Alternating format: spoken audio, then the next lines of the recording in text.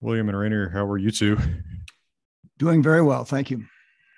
Well, thanks so much for coming back. A pleasure. And Rainier, good to see you again. Enjoyed hanging out in Reykjavik and Hafnarfjörður 2 months ago. I tried to show you the influence. I even brought the cowboy hat, but sadly didn't notice it. Wearing my lopapesa. Well, I mean, it looks like a great hat. You influenced us. Well, it's my influence. Yeah. Well, I mean, I'm stunned. I've got one. Well, I tip my own to you, sir. Oh, That's okay. I need to work on it a little bit. Yeah, well, it's got to be kind of an effortless thing, We had a great time in Iceland 2 months ago. Thank you also, William, for the introduction to Rainier. Yes. Otherwise, Ian and I would not have both had a really good time, actually, across 2 different days. Yeah. And we still haven't even seen all the content that Ian made back in the archives of the National Museum with Armand Guthman's. Yeah. I'm sorry I couldn't be there with you. I missed you by a day, it sounds like. Yeah, well, I mean, it was scheduled like it was scheduled, but hopefully next time, and I'm definitely planning on going back. I've been thinking maybe I'll try to make kind of an annual trip out of this maybe in the late summer. So, but let's get started if you're ready.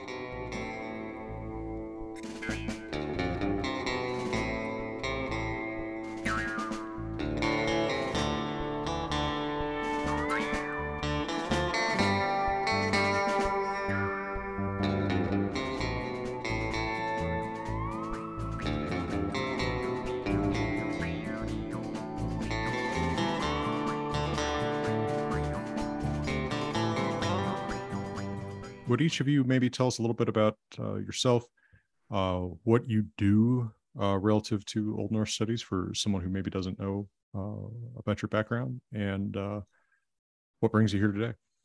Okay, I'll start. I'm the manager of Herstwick. My background is a technical background. I went through university, got a Doctor of Science, had nothing to do with Viking studies, nothing to do with anything like that.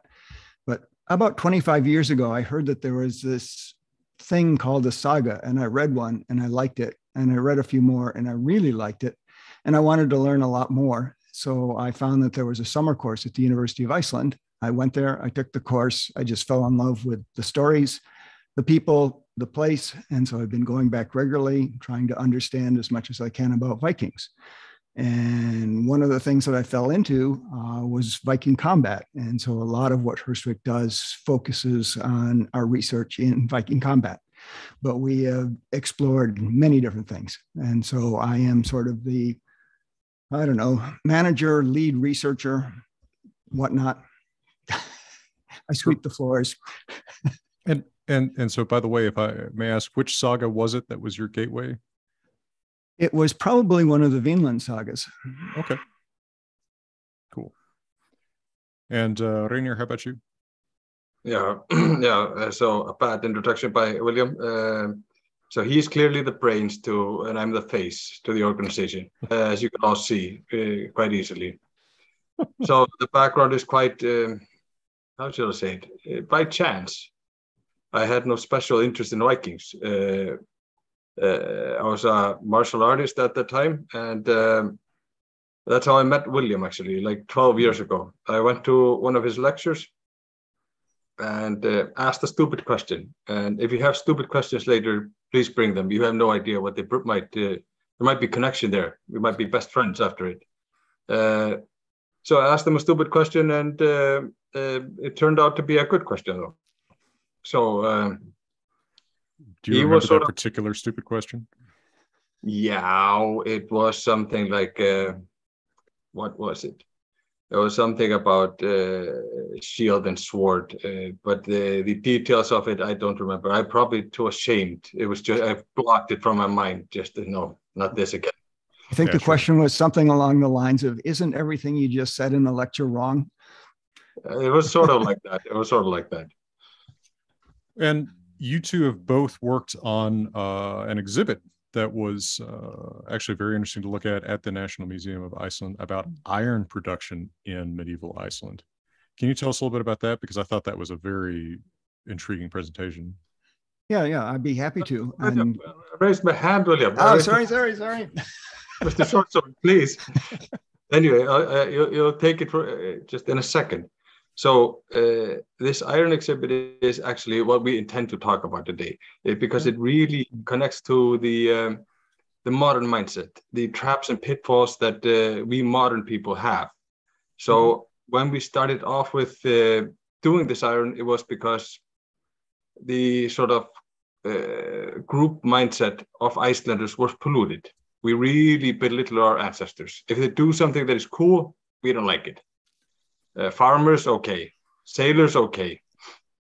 Housewives, okay. But something cool, no. So, please. Okay, so our Herstwick is interested in everything Viking, but my particular interest in iron making in Iceland started, I don't know, 4 or 5 years ago. I was visiting some friends in the east of Iceland, and we traveled to visit a friend of theirs. And on his farm were these huge mounds. And I learned that what they were piles of slag from Viking age iron making. And these were enormous. These were the size of 2-story buildings. And so I went to look at the archaeological reports on this site, and it says that it was an important Viking age iron making site in Iceland, and said that roughly 1,000 tons of iron was made on this site, on this single farm. And that's just insane. That's more iron than any farm needs, more than the district needs, more than probably the whole country needs. It's a huge amount of iron. So we were wondering, how did they make that much iron? So we started a research project at Herstwick, first here in the US, where Herstwick is based, and then bringing in experts from Iceland and also European experts to try to figure it out. And what we ended up doing was having a festival in Iceland where we used Icelandic materials and the techniques and tools likely available to Icelanders to try to make iron, to figure out how they did it. And we made some speculative suggestions about how they proceeded. But the end point is we ended up making good, high quality iron. Something that Icelanders did not think was possible with the materials and the tools available at the time. So we sort of reinvented history by doing this experiment. And so the National Museum exhibited some of our findings in this special exhibit on iron making. Something you want to add, Rene? Yeah. It was just the mindset of Icelanders, be that professors, elementary teachers, or laymen, that Icelandic iron was bad, and they knew that, because they had to straighten out swords in the sagas. And what we'll get at, hopefully, even though William skipped it now, is this modern mindset idea of how do we come to this conclusion? Was it something in the zeitgeist? Was it something in the with our ideas about modern efficiency? Because all the sources pointed to massive amounts of iron making. All the sagas said, well, you have like 100 episodes of sword fighting, but only 1 or 2 that they straighten the sword. So why did it end up with this? Like, yeah, Icelandic iron was crap. Why did that become the ultimate truth? So the sources didn't back it up, and even logical thinking didn't back it up. So we were pondering, what the hell happened? How did it come to this? And that, to me, is much more important than us making some iron. There was this mindset shift. And this is what... Sorry, please. Well, I want to dig into that a little bit. Do you have an insight into why that mindset was or is there for Icelanders? This notion that, like, we didn't do cool stuff. Is it a contrarianism thing? I mean, I feel like it, so often the little factoids that people tell you are the ones that are kind of contrary to what you would expect, right? So, like, right now, one of the big ones that I just hear all the time is, tell us about how Vikings didn't have horned helmets, or tell us about how Vikings were, no more warlike than other people of the Middle Ages, or something like that. These things that are kind of like counterintuitive, but actually pretty bland statements that don't tell you much? Like, is it something like that, or is it something deeper in the Icelandic psyche? What generates this cultural notion? I will tell you my thoughts, and please, William, back me up or counter me and tell me everything's wrong. In Iceland, we had the sagas. We kept a lot of this heritage. So why we know a lot about Vikings is in many ways because of Icelanders, because they decided to keep this ancient culture. And at one time period, when we were ruled by Denmark, we were treated like trash, and we thought of ourselves as trash. So today, when you think about Iceland, you think purity or beautiful nature, but at that time, you thought like savages. You thought about farming savages. Okay. So the way we rose up through that was because we had this glorious past. We had these heroes who were true. This happened, everything. I come from the lineage of this man and this man, these heroes. So we could have something. And then we found out, well, not everything in the sagas is true. And then the pole shifted really, the pendulum swung totally the other way. So before there was all true and we were heroes and we needed that for the fight for independence. But now we've swung it in the completely opposite direction. Like, nope, nothing happened. It's all nonsense. And even you could see the hypocrisy with the sagas where people say the sagas are nonsense, but 2 seconds later, they use it to support their point. Mm-hmm. Sure, right. You can't have it both ways. If you say that the sagas are useless as historical sources, you can't also use them to say there's crappy iron in Iceland because people have to bend their swords. Yeah, okay. Yeah. William, were you about to add something? No, I wasn't. Just the importance of the sagas to Icelanders, or the truthfulness, the accuracy of the sagas, I think is really well illustrated. There's a character in one of Halldór Laxness' novels, and she says, I never believe anything I read in the newspapers. I only believe the sagas. Okay. I mean, any kind of medium is manipulable. And I think that that's a pretty good statement of something like that. And, I personally, I've always kind of kept a middle road between this extreme, hyper literal taking seriously of the sagas that, these are absolute historical documents, and this notion that they can just be thrown away as absolute fiction. I've always taken a middle course. I don't see why it has to be one way or the other. Of course, I think a lot of the newer attitude that Rainier is talking about, I associate a little bit with Sigurður Nordal and his school. And I feel like that's still probably dominant in academia and academic attitudes toward the sagas. What do you think? Now, I am not an academic, so I will just tell you what I have experienced with academics. We had a sort of guided tour in the National Museum, guiding all the guests around and telling them about the weapons and so on, as experts in combat. And we used every available source: archaeology, picture sources, echoes of the past, like Lima, and we used them all, every single source. But we also used the sagas. And then it all failed because we used the sagas, at least according to a particular person in the museum. And I thought, wow, this is where it is. Even if you show all the logic and you could take out the sagas, just to put the sagas in, then it fails. Yeah, that doesn't sound surprising to me. No.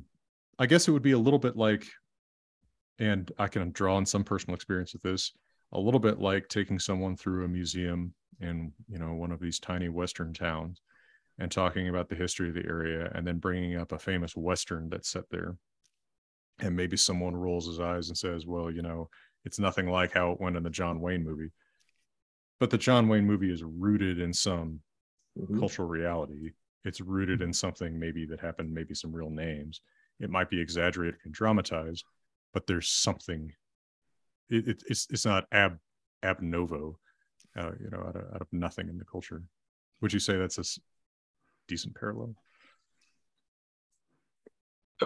William, you have to blabber something. Yeah. No, I think that's probably true. That the way I take it is the sagas seem to be based on some sort of historical events and historical people, and obviously the author has done some manipulation to make the story good. But I think there's a lot of historical material in there that we can use in our research.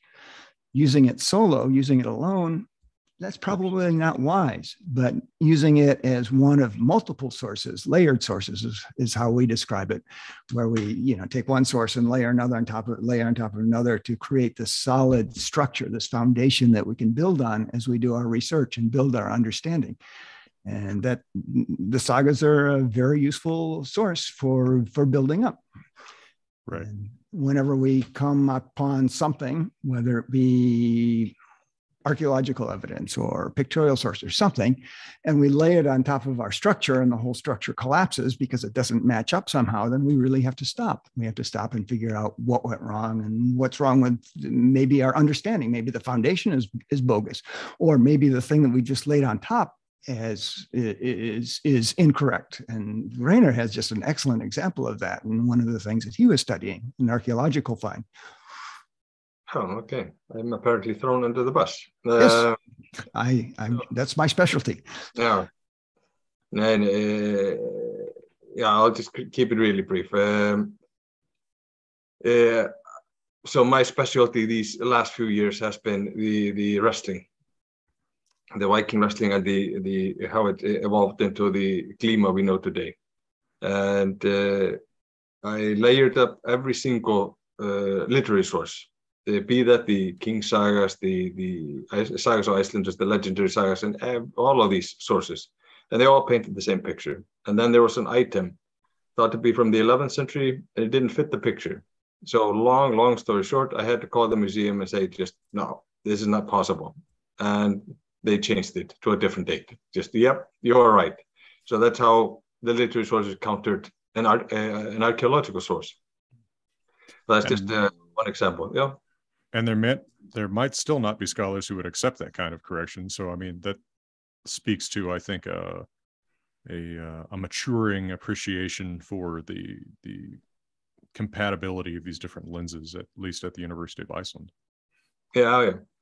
And they are opening their doors to us much more. So we have done many lectures in the university, in all of the universities except the one in North. Mm-hmm. We have been offered to do it there as well. And people are opening the door. So we have, in most cases, groups don't work together. This is one of the issues with studying Viking lore or researching Viking lore in any way. Be that reenactment, medievalists, archaeologists, these are separate groups and all in separate corner. They don't work together. And usually a truth from one group does not mean the truth for another group. Yeah. And of course, there are exceptions. Like we know that Ármann Jakobsson, really open man. It just wants the truth, the understanding. And here in Iceland, we also have the Jökull, the Earl of the Viking group here. Just a fantastic man who just wants to learn and wants to open up and do the right thing. And we try to be the same way. I have no idea where I was going with this, so I hope I said something interesting and you learned something. Well, I think you're really onto something, and it's a statement about, I guess, the sociology of this field. There's something very jealous about the way that a lot of people approach this. Yeah.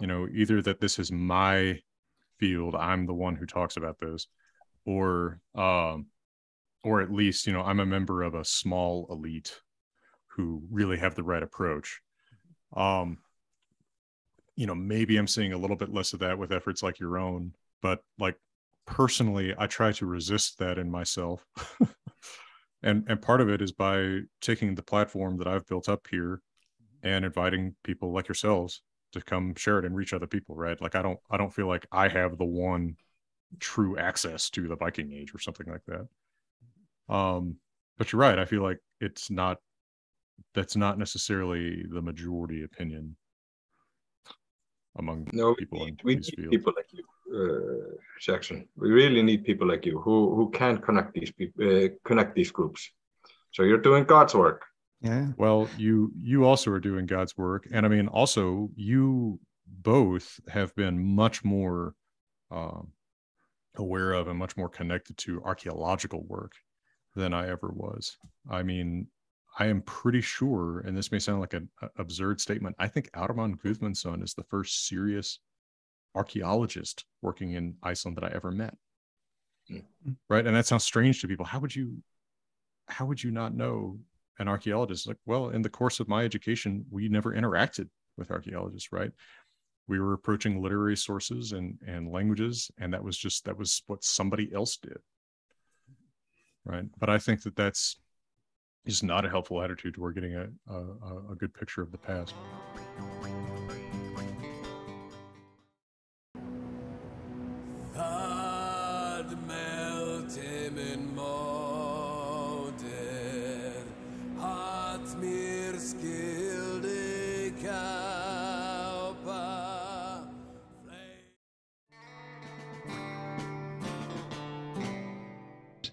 What we see is in these communications between groups, there's sort of two different kinds of connections. And one we think of as sort of like negative feedback, in that things are rejected. Like negative feedback allows noise canceling headphones to work. They reject everything from the outside because of negative feedback. And that's what a lot of groups have. If it doesn't come from within the group, it is rejected. And so we just see that again and again and again, academics rejecting works that might be very valuable from experimental archaeologists or reenactors or other non-professionals who don't have the degree, who don't have the background in that field. And there's other examples like that. And then the other kind of connection between groups is what I guess I would call positive feedback. Like if you're in an auditorium and the microphone picks up the PA speaker and you get this howl, this squeal, that's positive feedback. And it just builds and builds and builds, and you can't hear anything except that one note. And so we see a lot of that as well, where the idea of the day, the idea du jour, is what gets repeated and repeated and repeated. And we see that, even in academia, the idea of the day is the one that gets the grants, is the one that gets the spots in conferences, is the one that the grad student is pushed to do their research on, is the one that gets published in journals. And so it just builds and builds and builds. And I'm not sure that everyone has really stepped back and said, wait a minute, what is this based on? Is this based on anything? It seems like it gets repeated because it's popular rather than because it's well researched or well articulated or even correct. So we have these two things, and just being aware of them helps us avoid them. Mm-hmm. And I think, just to throw a couple thoughts in here, one thing that maybe engenders that in academia, and Elena, I was noticing in the chat, was asking about whether this happens outside of Viking studies. I certainly think it does. One thing I think happens is that we are judged by people who are very similar to us academically, right? If I'm publishing an article in a journal, which is going to help me get tenure, the people who are going to be reading that article have a very similar professional academic background to what I have. I am used to talking to other linguists. I don't have to get used to making my points to archaeologists or historians or legal scholars. So we kind of self-silo just by that promotion process. I think that's a big part of what's happening in academia, although there's also just sort of a native, inborn human tribalism about it, right? These are my people. Like, these are the people that I can joke with at the conference or whatever, and check out these reenactors who don't have PhDs, ha ha ha. Whereas those reenactors who don't have PhDs may actually have a lot of insight into the, I can't necessarily call it myself, but like the physics of how you swing a sword, right? Which might be something that I don't know anything about, but that sheds a lot of light on what's happening in a saga, say. Yeah, just wearing Viking clothes day in and out. They could tell you how it feels, for example. That is not nobody else can tell you that by testing them out once or reading it on a paper. Reenactors can tell you, like, black and white. No. This is nonsense because I have worn Viking clothing 3 days straight or something. Right. And another thing, this positive feedback and negative feedback, we would have gotten no grant at all to prove that Icelandic iron is good. Just nobody would have. No. We need it to be negative. That is the ultimate truth here. So yeah, sorry. And how was that work supported? It was self-supported through Herstwick. Oh, okay. Well, I respect that. You and torment. Can you tell us a little bit, like a little bit more of the history of this project? Because you had mentioned how it started off with noticing the was it the old slag heap? How did it develop from there? What led to the particular experiments done? Okay, so the iron making, it was a fascinating journey. I got back from that trip to Iceland. I'd done some research while I was in Iceland. I did more research here to try to understand iron smelting in the Viking Age, not just in Iceland, but throughout the Viking lands. And it seems like how iron was smelted in Scandinavia during this time was well understood. Experimental archaeologists had reproduced it, everything good. But in Iceland, there were enough differences that it probably wasn't done that exact same way. So we were curious, what was it? So we started doing our own smelts, first doing it along the lines of Scandinavia smelt with the materials and the furnaces that they would have used. And then we started bringing in Icelandic experts who could tell us about the raw materials, the geologists, the botanists who could tell us what sort of plant material, animal material, and the geologists, what sort of mineral material would be available to do iron smelting. And turned out that the materials that the Scandinavians would have used simply were not available in Iceland. So it explains why the process was probably different. And so what it boils down to is that the furnace is made out of clay. Clay is what resists the heat.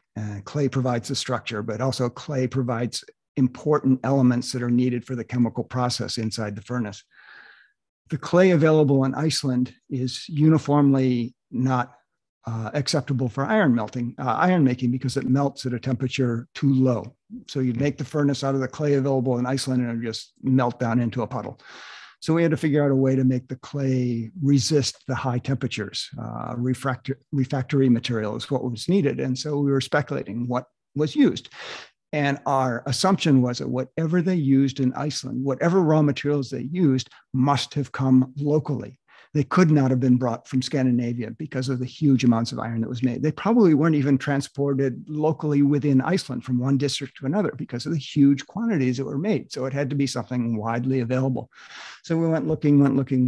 We asked our Icelandic experts to send us raw material here so we could do testing here in the US.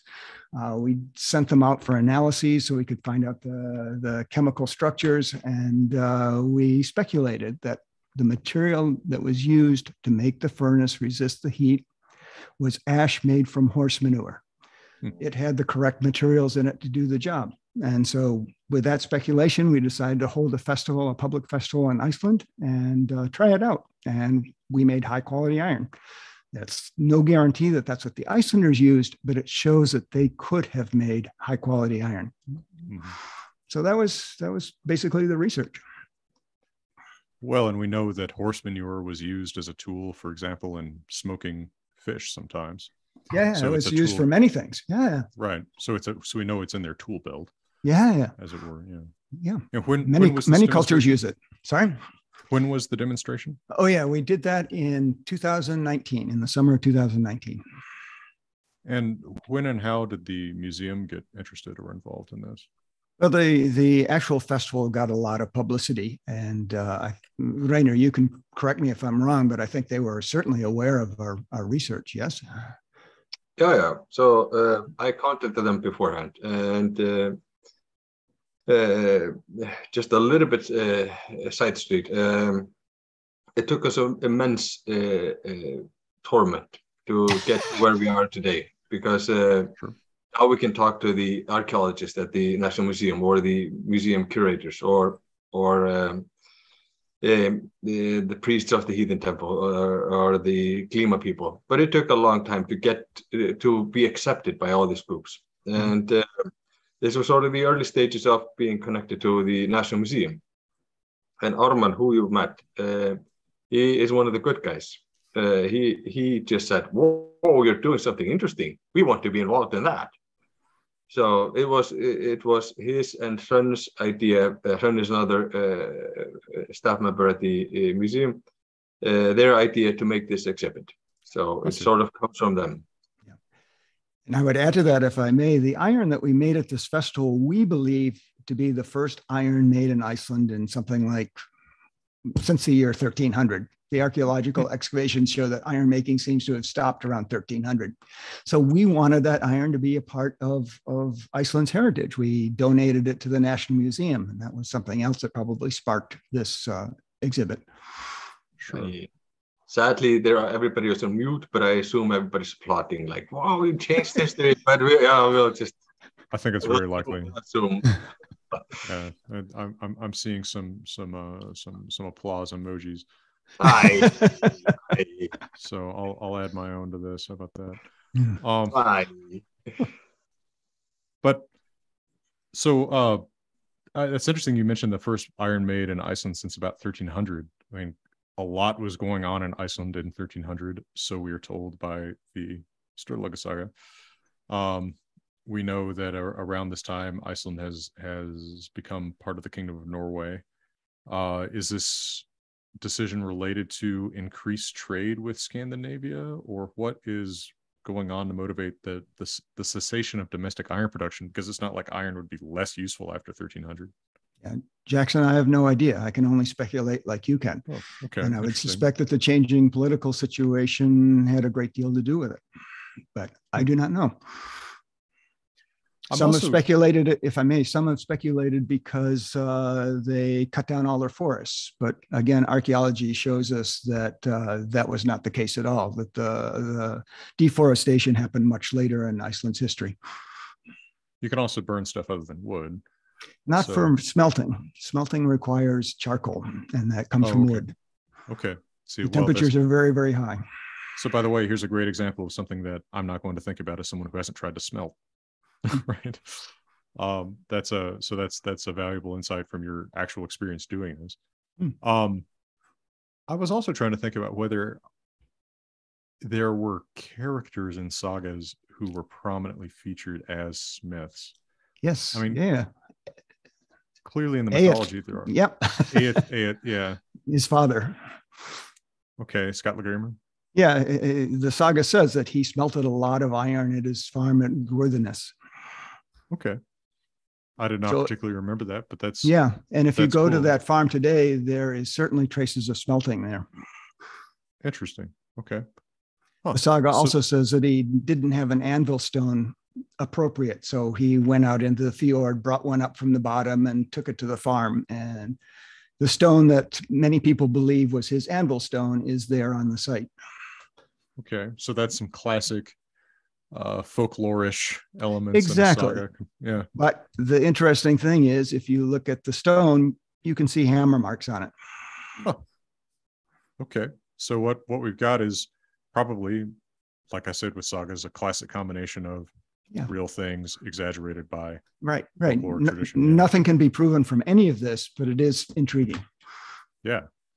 Well, and also, like I said, if we take sagas as telling us something about a culture in Iceland at one time, in the same ways we can take Westerns as telling us about culture in the Western United States at one time, you are going to find characters in Westerns who are,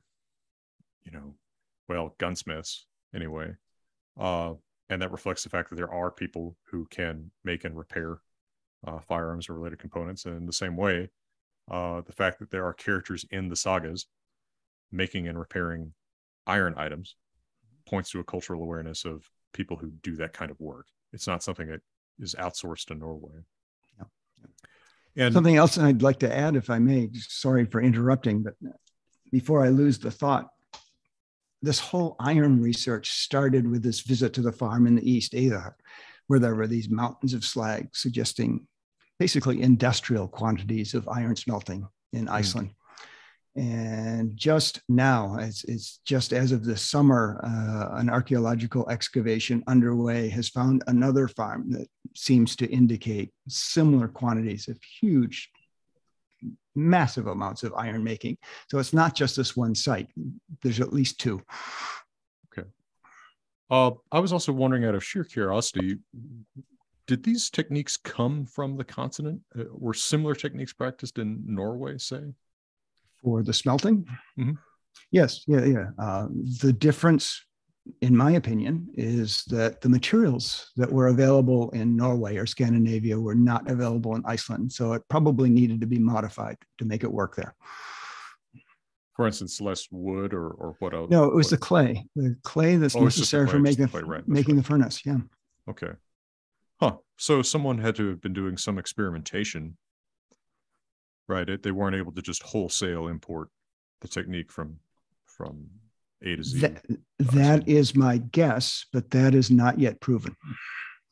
And are there similar practices that anyone is aware of in, say, the Faroes or Shetland or places with maybe a more similar physical environment to Iceland? Yeah, that I do not know. You know, the thing that makes Iceland distinctive is its volcanic origin. That is why the clay is unavailable. The clay that's available in Iceland is volcanic in nature, and it has a much lower melting point. I see. Okay. Well, and so these are insights from geology, right? Which are very relevant to understanding physical culture, which tie in with understanding literary monuments.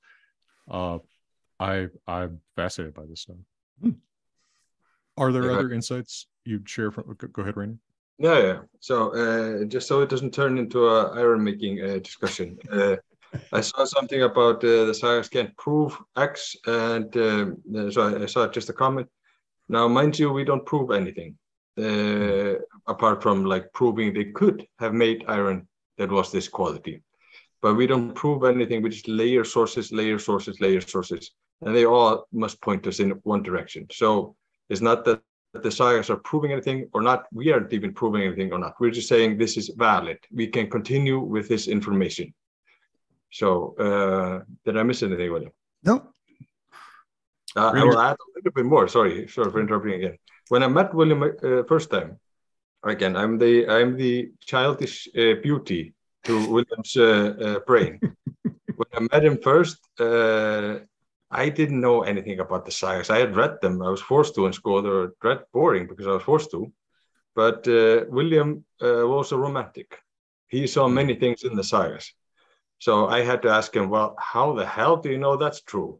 Well, in this saga, they say this and this, and this man from the past said this. And I thought, well, how the hell does he know? So I needed to have proof or at least more validation. And there's a lot of things we have changed since the beginning because William had a specific mindset, and I just was looking at the emperor on his wiener, and I had no idea what was happening. So that's how we figured it out. Can I say wiener? Is that a bad word? No, that's all right. Well, but also, I mean, you point to something that I think is very true. And maybe sheds a little bit of light on that Icelandic attitude you were talking about, that we tend to be bored by what we learn in school, right? I mean, the best way to stop kids from spending so much time on TikTok would be to teach TikTok in every high school, right? And I think that's probably part of that Icelandic attitude towards sagas is, crap, this is, reminds me of freshman year in high school or something. It took me a long, long time before I would read Moby Dick or Shakespeare, because it had been introduced to me in high school and I just thought of it as boring. I had to approach it as an adult who wanted to read it before I said, oh, this is good stuff.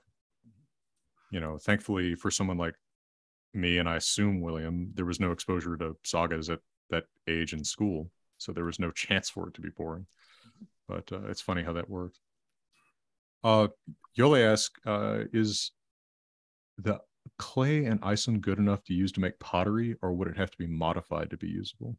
Okay, I can answer that. I saw the comment go by and was going to jump in and talk about it. Yes, the clay that we used came from the farm of a woman who is expert in pottery, and she makes a lot of material with the clay that she digs from her farm.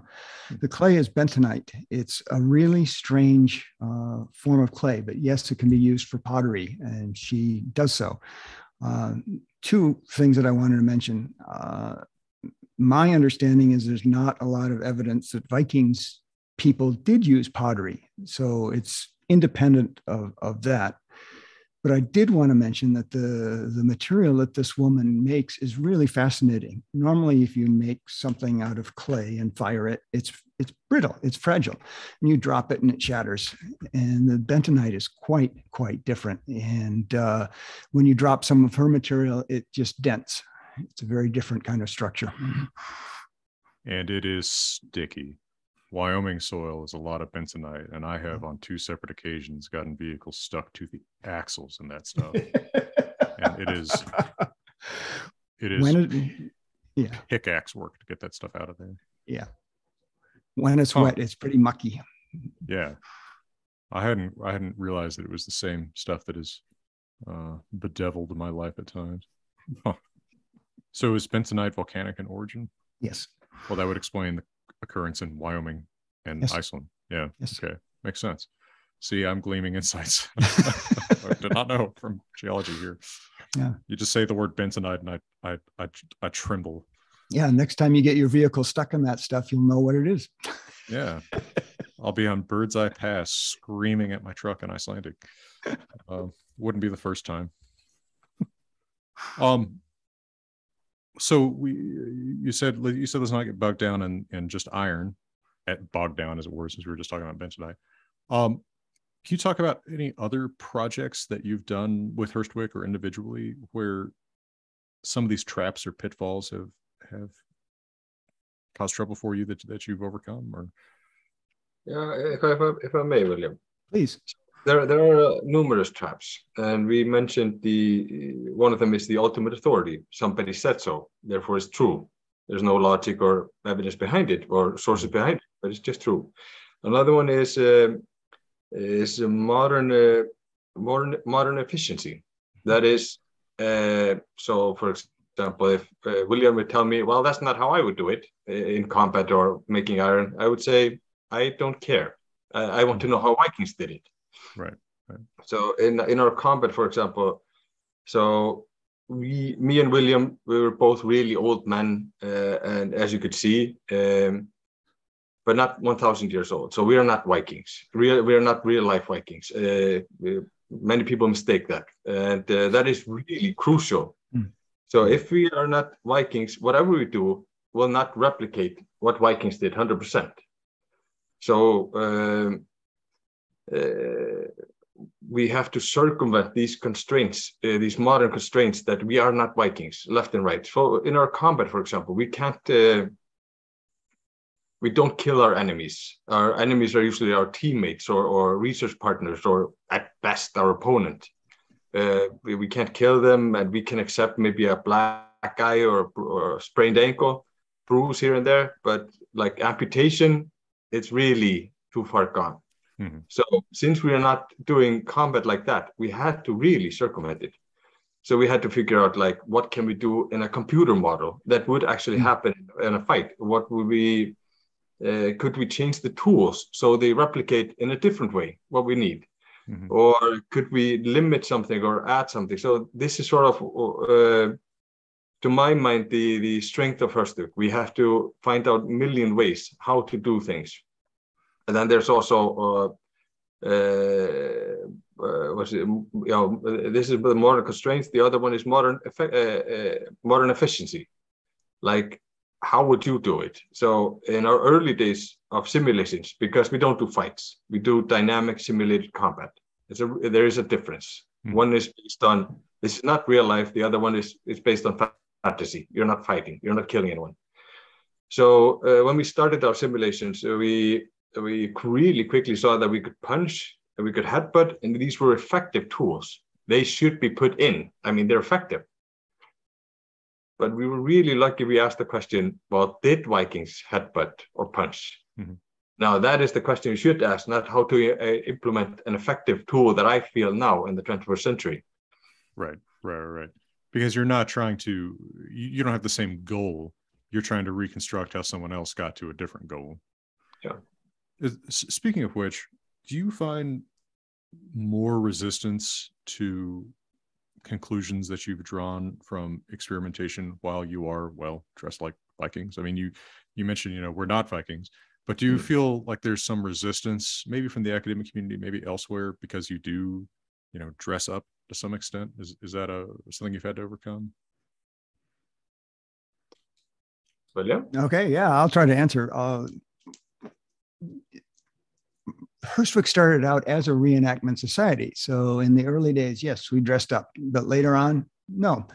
The clothing that we wore was not important to what we were doing most of the time, unless the test involved the effect of the clothing. Mm-hmm. So most of the time when we were doing combat or simulated combat, we're wearing modern clothing, modern protective gear so that we don't injure ourselves. So I would say, no, it's not been that important. Certainly for publicity pictures, yeah, we'll put on the Viking clothes to make it look authentic. But no, in terms of our actual research, no. I'll add to that a yes, little bit. Please. So the point is, though, we are associated with people who dress up, even though we don't. So that makes it difficult because what is this strange group of Viking combat that doesn't dress up? They must be something like. So that has been a hindrance to us. Yeah. Personally, I've encountered sometimes a weird reverse of this, almost this notion that I should dress up, right?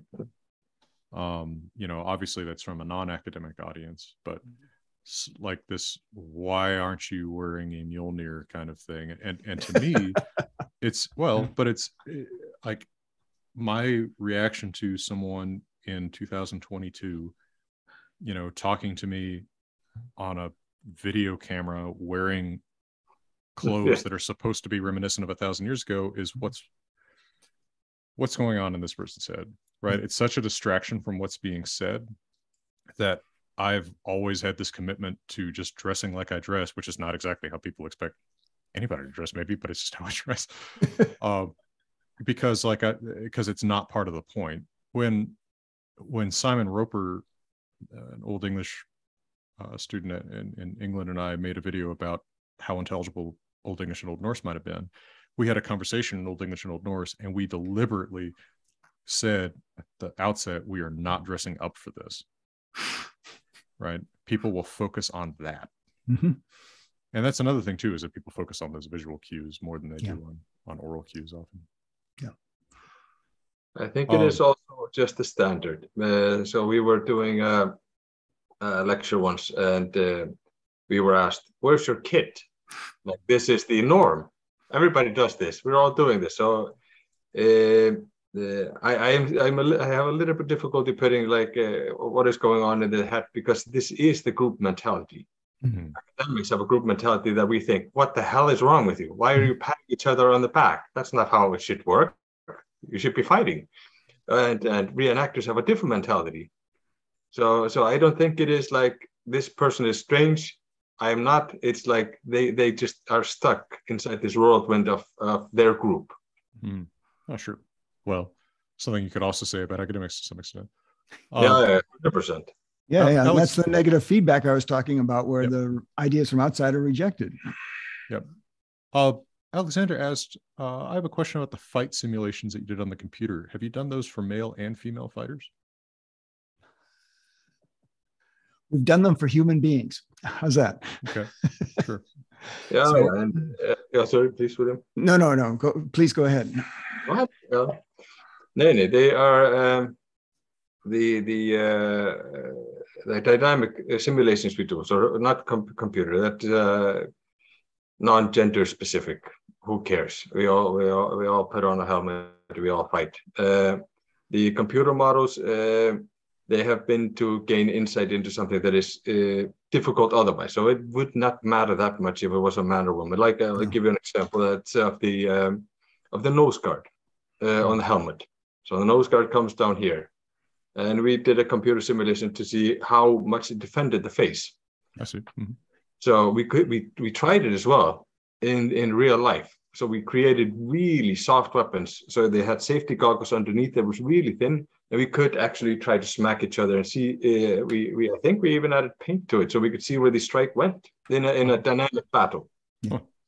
But to see it really full power with some weight into it, we had to create computer model. We could do it with a pig and a helmet, like pig carcass or something, but it would not replicate like it would in a computer simulation.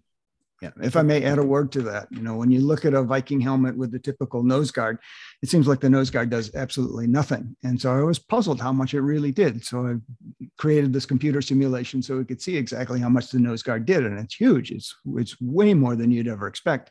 And then to verify it, we actually went to our research lab / training room and put on these helmets and started hitting each other with weapons that were safe, and we could see how much protection they really provided.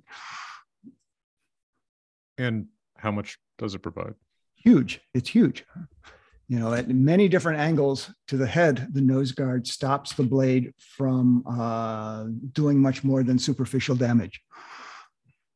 Something like the grill on a football helmet. Yeah. Even though it's so small, it's surprisingly effective. And one thing that the computer model showed us is that there is an optimum. There's an optimum shape to this nose guard that provides the maximum protection. Being a modern person with an engineering background, you always try to optimize that. We have no idea, though, if that's what Viking nose guards look like. And the problem with that is so few of them have survived. We have no idea. There's hardly any helmets that have survived, basically 2 at this point, and not very many more nose guard sections have survived either. So we really don't know the shape of what they used. And by the way, as an aside, what computer programs do you use in creating these simulations? Okay, so I do my own programming. So I do a whole lot of different tools. Sometimes MATLAB, sometimes MathCAD for those that are super nerdy. Okay. On another helmet note, Blake asks, talking about the facial protection in helmets, how much protection do the eyeglasses help provide? And Yola adds, would it be more of a hindrance to vision?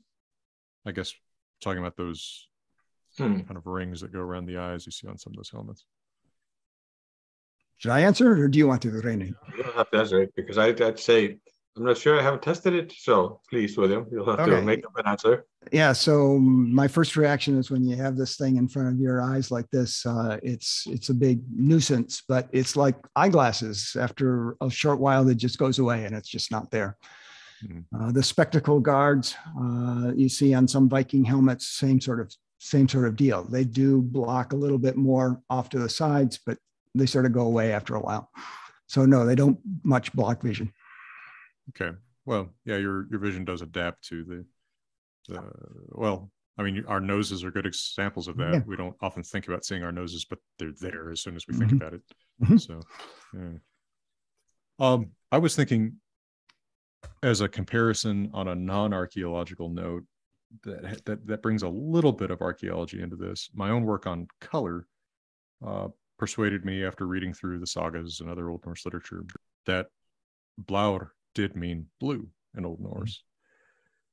And I still find that it's such a commonplace, and I think maybe a little bit because it's kind of contrarian, this statement that Old Norse had no word for blue. I hear that actually it still seems to be pretty established. It's just this contrarian thing that everybody says. Funny how that goes together, contrarian and everybody says it. But I found that there was some archaeological backing for this. I mean, I read, for example, the work of Thor Ewing, the book Viking Clothing, that showed that blue dyes were very much used. And at the big museum in Stockholm, they have some great examples of blue dyed clothing from the Middle Ages. So that's a little bit of an entree into the archaeological world for me, but also a sense in which I understand this resistance that's just built out of, well, this is what everybody says, and it shoots down some idea that otherwise might seem intuitive, like you have a word for blue when you're surrounded by blue stuff. Mm-hmm. If I may, I'd like to add just one thing to that. And again, I do not feel like I have any special insights or anything, but I always think of this word for blue, blár, as representing much more than what the modern word blue does to us today. So I'm wondering if back in the Viking Age, it took in a much wider range of hues than the word blue does for us today. That is my position. I think that it includes all the cool colors except green. Yeah. But it's still focused on blue. Yeah. Yeah. Yeah. Because something I read somewhere was that blauer is the color of a raven and svart is the color of a horse. In poetry, I think that's true, but in prose, ravens are svarter. Okay. In poetry, they are blauer. But of course, if you look at a raven closely, it does shine. It has that blue. Yeah.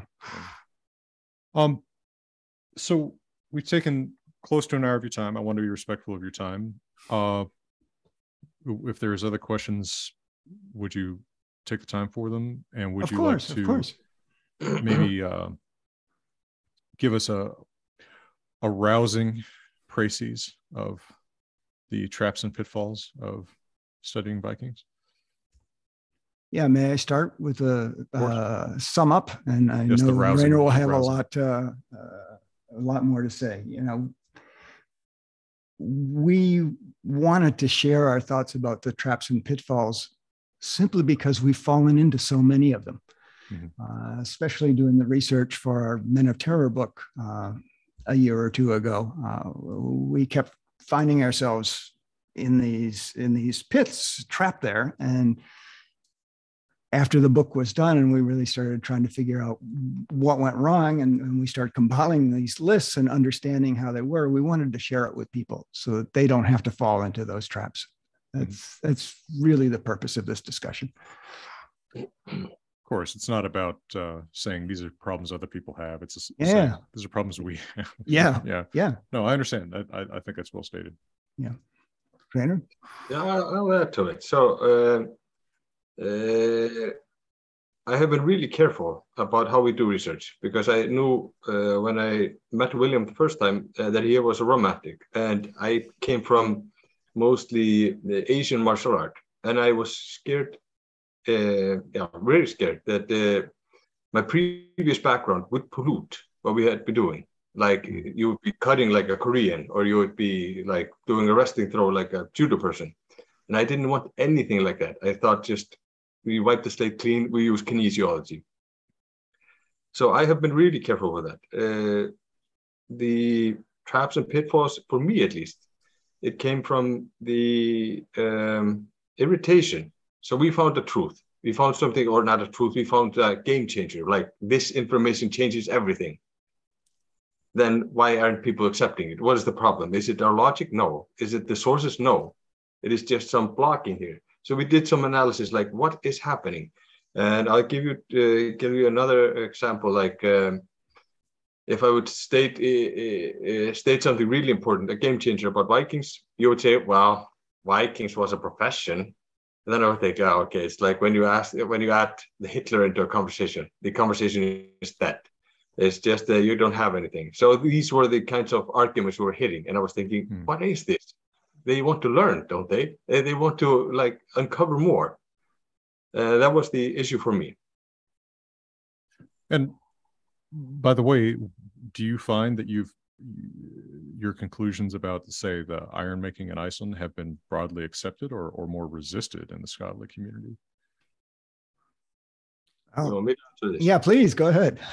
Those who are have checked it out. Yes, they have accepted it and they dropped it like a hot potato. It's no problem. This is what it is. Now, in the community, most people here in Iceland still think Icelandic iron is crappy. I was arguing 2 days ago with people who said, no, Icelandic iron is crappy. And I said, well, I made it actually. And they thought, oh, but is this prevalent in the society? Even though those who know about it now accept it.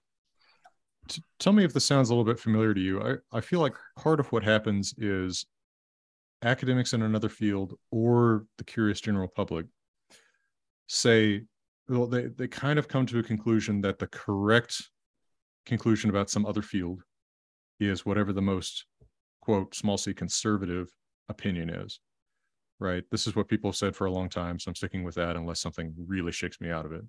But then they hear something that could potentially shake them out of it, some evidence put forth for a contrary position, and they say, well, I don't know enough about this field to judge that evidence. so I'm sticking with whatever people have said for a long time, even though I didn't believe that because there was evidence for it necessarily. I just believe that because people have said it for so long. Is that part of what's going on here, do you think? 100%, 100%. And it's also, I don't know if I'm going on a segue here or not, but it's really interesting. When you come with something new, it is rejected or it is accepted. And it's rejected sometimes with all the logic, all the sources, all the argument behind it. Or it's accepted with absolutely no logic or argument, just it fits in with whatever is happening here. Yeah. And it's really, it's a twisted world we live in. Now, having said all of this, if we didn't have the academics, we would be in a pit of hell, knowing nothing. So I'm not belittling anything. I'm just saying there is an issue. Yeah. And I don't mean to pick on, I don't mean to make it sound like academics are peculiarly closed-minded. I think it's more like we're all closed-minded, and academics sometimes have blinders about how that applies to us too. I will say us in this case. I'm sure there's ways in which I've had blinders on that I'm not even aware of. You know, when I was teaching, well, actually, I guess at all three universities at one point or another, I got recruited to teach a class that was just called Vikings. Right. So I'm a language guy and a literature guy. I'm not an archaeologist at all, and I'm not a historian really, although I can certainly read histories. So a lot of the times in presenting on anything with an archaeological background, I'm just having to kind of go with what I read because I don't know how to evaluate the evidence. And what it made me wish for more than anything was that I had a class in graduate school called something like evaluating archaeological evidence. Right. Like that would have actually been like that's really, you know, I didn't need to become an archaeologist, but if I had just had that kind of like, what does carbon dating mean? Right. This kind of stuff. Yeah. It would have done me a lot of good. Yeah. If I could add to that, what I wish for is that everyone have a class, not in evaluating archaeological evidence, but just simply a class on how to evaluate evidence. Mm-hmm. It doesn't have to be specific to any field. Sure. But when something comes in, how do you evaluate it? How do you fit it in? How do you decide whether that is something you can integrate into your thinking and into your thought processes?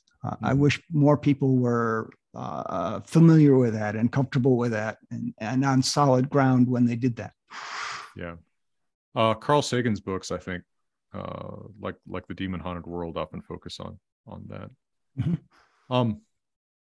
Stella points out it's not exactly the same, but it reminds me of something Karen Beck Pedersen, future interviewee, said in her work about the Norns, how it was odd that the weaving and spinning was so prevalent in people's images of the Norns, even though the texts don't really seem to support that. Yeah, ideas just get out there.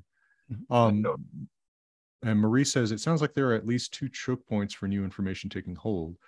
One, getting the professionals to accept it, and then getting it into the historical narrative that people in general accept. What can historians and scholars do to incorporate cross-disciplinary findings into their work, and how can that then be presented to a more general audience? Oh, may I answer this, William? Yeah. Just have fun with it. Just drop the ego and have fun with it. Like you're doing now, practicing klima, you think, what the hell am I doing here? This is how it should be done. They should just start talking to people, discussing ideas, and have fun with it. That's as simple as I would have dropped out this nerdy research me and William were doing a long time ago if it wasn't fun. Sure. Yeah. You know, I think one block that comes up in people's minds there is actually not just academics, but kind of anybody investigating the past or another subject deeply tends to get to a point, or maybe has heard this all their life, that like, I'm one of the smart people, and doesn't want to get into a position where socially they're not the smart person. Right. I mean, like, I can see that being a big, this is exactly what you mean by dropping your ego, but like, definitely on the Glima mat, I did not look like the smart person. Right. But I didn't need to be. I didn't think that I knew anything about it. I remember when I was in high school, I did kendo for a few years, and I got kind of excited about it before I showed up for my first lesson. And I show up, and the sensei pulls out a shinai, one of the bamboo swords used for practice, right? And he says, and before he can say anything, I said, "Oh, this is a shinai." And he said, "Are you the sensei or am I?" And like somehow, as simple as that is, that stuck with me for a long time. Like I'm not the sensei in every JoJo, as it were. Anyway, and yet here I am hogging this conversation. You do not have to worry about your ego. I saw that from the first meeting. Mhm. Oh, okay. Says the man who said in his email, "You'll recognize me because I'll be the handsomest man you've ever seen." This is the truth. It's true. It's true. There's saga evidence for it. Yeah. By the way, speaking of Glima, Alexander says there's a traditional sport in Switzerland called Schwingen, which has similarities with Glima. Have you looked at some of that? I was seeing some remarks from people about similarities between Glima and some other traditional wrestling. Especially there was something. Was it Cumberland wrestling in England? Yeah, it'd be another lengthy discussion. So I'll just talk about it briefly. So what we identify, what we know before we connect to something else. So usually when we talk about this modern mindset idea, we talk about how it leads to flat earth research. As in, you know the outcome beforehand. Now you just need to do the research to figure out, that's why it happened. Because and I'll give you two examples. One is from Canary Islands and one is from Korea. And now we know that Vikings went to Korea, and we know they went to Canary Islands next to Africa. Now we just need to figure out how. And so we figure out, well, the Silk Road, and they traveled here and so on, and Canary Islands, well, if the current would take them here, they would not starve, and they would end there somehow. And then I asked these people, well, why do you think actually that Vikings went there? They have the same type of wrestling. And I asked, well, what is the same thing here? And they say, well, they both use belts. And then you have to ignore, of course, the point that the belt wasn't invented until 1905, and the earliest mentioning of trouser grips, 1847. Little bit after the Viking Age. So you can see many similarities between many things. But the uniqueness, the direct lineage of Glima, that you don't see anywhere else. So it will be similar. We could do the same with boxing.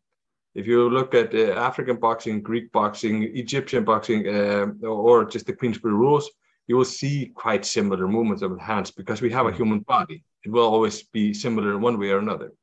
True. But the uniqueness of Glima, I haven't seen that anywhere else. And that's another 2-hour blabbering by this beautiful face. So I won't go there. Yeah. Well, it's something that happens in linguistics too. Someone looks at a language today, actually a specific example this I can cite is there's a whole book about how Zuni, a language of Western New Mexico, is related to Japanese. And it's based on this list of like 20 words that look sort of similar and mean the same thing in present day Zuni and present day Japanese. Well, Japanese has something like a 2,000 year written history. Those words didn't sound the same. It didn't mean necessarily the same thing 2,000 years ago. So you're looking at the wrong layer sometimes is what's happening. Yeah. Or people say, well, these languages both say ma for mother. Clearly they're But so is that a little bit of what's happening, you think, with these wrestling styles? It's a little bit of, well, that's ma for mother and yeah, I just I did not check anything. So the people before me, they looked a little bit into pre-Viking Glima, and to me that is a mistake because I think it is a really dangerous territory. If you put two people on a desert island and ask them to throw each other down for 2 years, they will uncover all the wrestling tricks possible. And you'll see everything mutates and changes. So how they do it in this country or this country will be similar always. And swinging is, I would say that is in some way most similar to the Glima of today. But without the contact and without the history and everything, no, there's nothing, no connection. But look-wise and feel-wise, similar. But by the way, as an aside about Glima, did I notice following the Glima Samban that there are competitions in Scotland with Scottish practitioners Yeah, of something similar? yeah. Again, it's a really lengthy talk. Yeah, So sure. Let's do it sometime. yeah, I'll just yeah. give you this. I'll give you this. We had the world champion in backhold, which is quite similar to Hrigspennan, the old that turned into Klima. We had the world champion in 2 years ago in the men category, and you fought one of the girls that was the world champion this year. So you survived. Take that to heart. Just barely. Well, we do need to come back and do some more Glima because I'm sure Patreon would love to see your beautiful face again. Stop it. It's Say double the points. It's hard to imagine how anyone could resist that. Yeah. Also, they want to see Rainer's hat. Yeah. That's right. What? It's a little bit too small, but well, we've got to have you out here so we can get you a properly fitted one. So other questions from the audience, perhaps, or comments you want to throw in this time? I've enjoyed this conversation a great bit. We have similar ways of thinking about this, which is another example, perhaps, of convergent evolution, because the three of us come at the subject from very different backgrounds. I'd just like to point out that's in a way almost a proof of the very point here.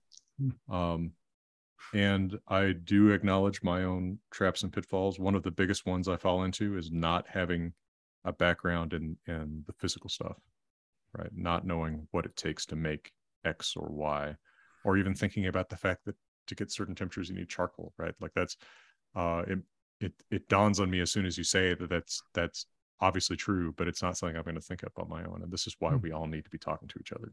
Yeah, well, I think so.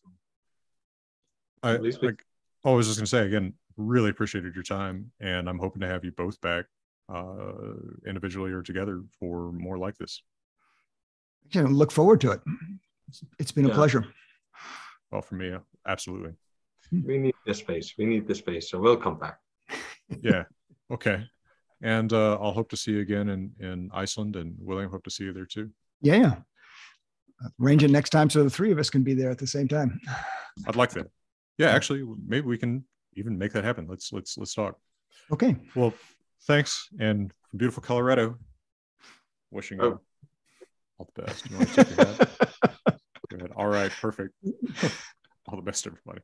Yep.